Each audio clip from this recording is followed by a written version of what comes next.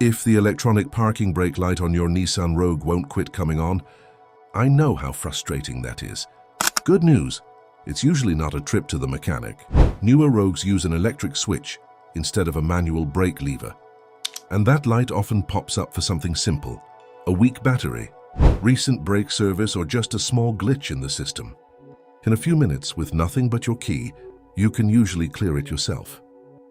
Let's get into it. Welcome back to Car Care Fix. If you're new here, this is the place for simple, practical car care tips and fixes you can do yourself. So make sure to subscribe and hit that notification bell so you never miss an upload. Safety first. Before you touch anything, take a minute to set up properly. It doesn't matter if you've done 100 of these or this is your first. A little care goes a long way. Park on flat, level ground. Never do this on a hill. Chock the rear wheels. The parking brake won't be holding the car during this process, so blocks or bricks are your backup.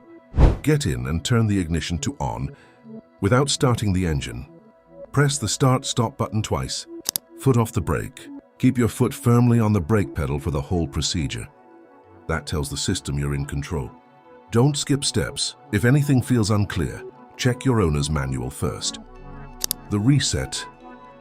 With the ignition on and your foot on the brake. 1. Find the EPB switch. 2. Push it down, release, hold 5 seconds. 3. Let go, foot stays on the brake. Try to pull the switch up, apply, hold 5 seconds. 5. Release. 6. Push down once, then quickly pull up again. The warning light should go out. Cycle the switch a couple times to confirm it's responding normally. Then shut off the ignition. That's it. If the light won't clear, this happens to plenty of Rogue owners. Here's what to check next. Battery first. Low voltage is the #1 cause of EPB glitches. Check the terminals for corrosion and make sure they're tight. Most auto parts stores will test your battery for free. Still stuck? It could be a faulty EPB sensor or actuator. Listen for unusual noises or watch for flashing warning lights. Pull codes. An OBD2 scanner can point you to the exact trouble code. Look it up. Some fixes are DIY, others need a professional.